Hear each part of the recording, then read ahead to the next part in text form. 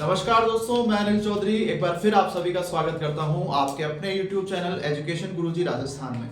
दोस्तों, आज का ये वीडियो केवल उन साथियों के लिए है जो पीटीआई सेकंड ग्रेड की तैयारी कर रहे हैं और जानना चाहते हैं कि किस तरीके से तैयारी की जाए या क्या क्या हमें करना है पीटीआई सेकंड ग्रेड की तैयारी के लिए। तो सबसे पहले आपका समय लेते हुए एक टॉपिक पे बात करेंगे, हाउ टू स्टडी, पढ़ना कैसे है। यही सबकी सबसे बड़ी क्वेश्चन है। कई क्वेश्चन आते हैं रोज कि सर किस तरीके से पढ़ा जाए और क्या क्या पढ़ना है, कौन सा टॉपिक पढ़ना है। सेकंड ग्रेड पीटीआई की बात कर रहा हूं, राजस्थान में वैकेंसी है अप्रैल में, ठीक है। तो how to study for PTI second grade, ठीक है।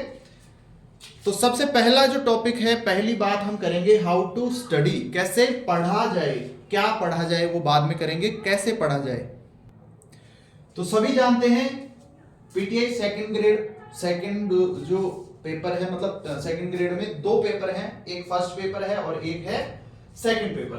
तो फर्स्ट पेपर और सेकंड पेपर, ठीक है, यानी जीके वाला पोर्शन और सब्जेक्ट वाला पोर्शन। जीके वाला कितने नंबर का है? 200 नंबर, यानी 100 क्वेश्चंस, ठीक है। और सेकंड पेपर कितने नंबर का है? 260 नंबर, यानी 130 क्वेश्चन, ठीक है। ये तो है आपका पार्टीशन, यानी आपको ये पता होना चाहिए तैयारी करने से पहले कि हमारे सिलेबस क्या है, कितने पेपर लगेंगे, क्या क्या है पेपर में, कौन सा पेपर कितने नंबर का है, कितने क्वेश्चन पूछे जाएंगे, ठीक है। तो दोनों का ही आपको बता दिया है। फर्स्ट पेपर में जीके आपसे पूछा जाएगा, जो 200 नंबर का होगा, 100 क्वेश्चन होंगे। इसके लिए आपको 2 घंटे का समय दिया जाएगा, ठीक है। समय कितना दिया जाएगा? 2 घंटे। इसके लिए भी 2 घंटे हैं, हो सकता है 2.5 घंटे कर दे, लेकिन अभी तक 2 घंटे ही हैं। इसमें भी समय 2 घंटे है, ठीक है। यानी 2 घंटे में आपको जीके में फर्स्ट पेपर में 100 क्वेश्चन करने हैं और उसमें 130 क्वेश्चन करने हैं। तो अब पढ़ाई कैसे करनी है वो बात है हमारे सामने। पेपर फर्स्ट का सिलेबस होना चाहिए और पेपर सेकंड का सिलेबस आपके पास होना चाहिए, ठीक है। उसके अकॉर्डिंग आपको पढ़ाई करनी है।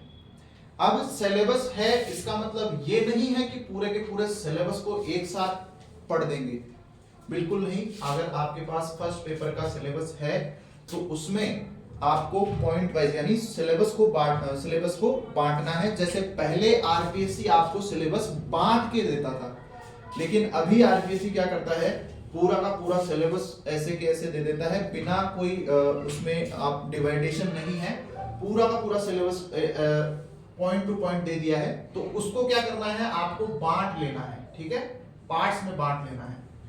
यानी Rajasthan geography, Indian geography, Indian polity, Rajasthan polity, Rajasthan history, ये इस तरीके से आपको बांट के, सिलेबस को बांट के पढ़ना है, तो आपको आसानी रहेगी पढ़ने में, ठीक है। ये बात है फर्स्ट पेपर की। फर्स्ट पेपर की बात कर रहा हूं, जिसमें अगर आप सिलेबस को बांट के पढ़ोगे, यानी जैसे मान लीजिए कि हम कोई भी एक टॉपिक, कोई भी एक यूनिट ले रहे हैं, जैसे राजस्थान ज्योग्राफी ले रहे हैं, राजस्थान का भूगोल अगर हम पढ़ रहे हैं, तो क्या करते हैं, हम इस राजस्थान के भूगोल को एक दिन उठाते हैं और फिर इसका नंबर आता है 10 दिन बाद। दोबारा जब हम इसको पढ़ते हैं तो 10 दिन बाद पढ़ते हैं, जिससे क्या होता है, राजस्थान अलग हो जाता है और भूगोल अलग हो जाता है। यानी जो 10 दिन पहले पढ़ा था उसका कुछ भी नहीं पता है क्या पढ़ा था क्या नहीं पढ़ा। थोड़ी बहुत इमेज रहती होगी किसी किसी के, लेकिन अगर आप किसी सब्जेक्ट को 10 दिन बाद उठाते हो तो उसकी जो भी मेमोरी है आपके अंदर, जो भी आपने फील्ड किया था 10 दिन पहले, वो सब इरेज हो जाता है। तो कोई भी बुक उठाओ या कोई भी टॉपिक अगर आप उठा रहे हो, कम से कम 2 दिन में आप उसको वापस रिवाइज कीजिए। यानी अगर आज हमने राजस्थान का भूगोल पढ़ा है तो कल का दिन चाहे आप रहने दीजिए, कोई दिक्कत नहीं है, लेकिन तीसरे दिन आपको वो बुक वापस पढ़नी है। और कैसे पढ़नी है? जैसे आज मैंने एक पेज पढ़ा है, ठीक है, तो कल छोड़ दिया, लेकिन जब तीसरे दिन हम पढ़ रहे हैं तो दूसरे पेज से नहीं, पहले पेज से स्टार्ट करना है।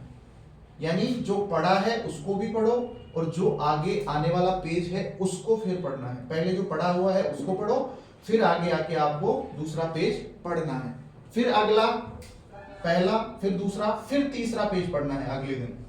इस तरीके से आपको पढ़ना है, जिससे कि ये पीछे वाला आपके साथ के साथ क्या होता रहेगा, कवर होता रहेगा। ठीक है, बात करें नोट्स की या बुक्स की, मतलब कई बच्चे कहते हैं कि सर कौन सी बुक्स से पढ़ें, कौन सी नोट्स हम लें। तो देखो बात ये है, बुक्स आप जितनी हो सके ऑथेंटिक बुक्स लें, जो कि आरबीएससी की है और हिंदी ग्रंथ अकादमी की पुस्तकें हैं, वो पढ़ें फर्स्ट पेपर के लिए।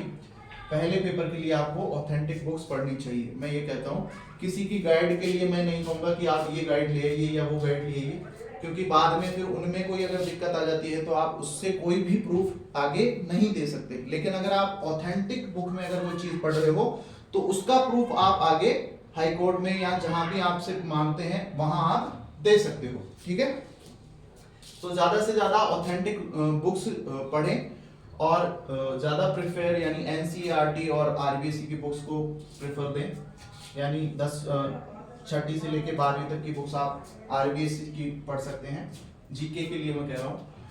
और इसके बाद हम बात करें कि आपको जो भी नोट्स हैं वो नोट्स मतलब खुद के बनाइए आप।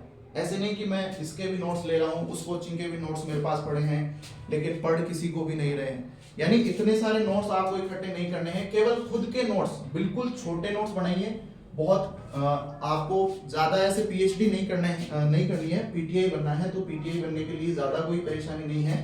आपको सिर्फ नोट्स खुद के बना लोगे, उनको अगर आप 10 बार पढ़ दोगे, 20 बार पढ़ दोगे तो काम हो जाएगा आपका। ठीक है, सेकंड पेपर की बात करें तो मोस्ट इंपोर्टेंट सब्जेक्ट है सेकंड पेपर, क्योंकि ज्यादा नंबरों का रेशियो किसमें है, सेकंड पेपर में 260 क्वेश्चन है और सब्जेक्ट है ये। ठीक है, यानी पीटीआई के लिए खुद का सब्जेक्ट, यानी अगर इसी में कम नंबर आ रहे हैं तो भूल जाओ कि पीटीआई बनोगे, क्योंकि अगर आपका सब्जेक्ट मजबूत नहीं है तो आपको आगे जाने से पहले ही पीछे हो गए आप। तो अगर आपका सब्जेक्ट ही मजबूत नहीं है या बिल्कुल स्ट्रॉन्ग नहीं है तो कोई मतलब नहीं है कि आप भूल जाओ फिर कि मैं पीटीआई बनूंगा। सबसे पहले जरूरी है कि आपको इसका सिलेबस पता होना चाहिए। सिलेबस पता होने के बाद आपको ये पता होना चाहिए कि कौन सी यूनिट में क्या पूछा जा रहा है। कई बच्चे मैसेज करते हैं कि सर 5वीं यूनिट में एनाटॉमी पढ़ा दो। सर 5वीं यूनिट में तो एनाटॉमी है ही नहीं, यूनिट 7 में एनाटॉमी है, यूनिट 7 में है एनाटॉमी। कई बच्चे फोन करके कहते हैं कि सर 5वीं यूनिट में ये वाली चीज है, 6ठी यूनिट में ये चीज है। तो कईयों को ये तक पता नहीं है कि सिलेबस में कौन सी चीज कहाँ है। तो सबसे पहले सिलेबस को ढंग से पढ़ो, सिलेबस में कौन सी चीज क्या पूछ रहा है वो देखो। ठीक है, उसके अनुसार आपको पढ़ना है। और ज्यादा जो इंपॉर्टेंट यूनिट है वो मैं बता देता हूं। पहली यूनिट 7वीं यूनिट, ठीक है, पहली यूनिट आपके 60 नंबर की है, शायद 7वीं यूनिट है, लेकिन इसमें अभी ये वाला हटा दिया गया है। मतलब आरपीएससी ने अब नंबर वाला सीन हटा दिया है, सिलेबस में नंबर वगैरह ये डिवाइड करके नहीं देते हैं। लेकिन फर्स्ट यूनिट 7 यूनिट 8वीं यूनिट है और आपके स्पोर्ट्स साइकोलॉजी जो कि शायद 5th में है या 4th में है, 4th और 5th। ठीक है, ये 5 यूनिट आपकी बहुत इंपॉर्टेंट है सेकंड पेपर में। ठीक है, यानी ये तो आपको पूरी कंफर्म होनी ही चाहिए। बची आपके दूसरी और तीसरी, ठीक है। दूसरी, तीसरी और कौन सी रह गई? पहली हो गई, सातवीं हो गई और एक छठी रह गई। दूसरी, तीसरी और छठी, ये भी एक इंपॉर्टेंट है, छठी यूनिट भी।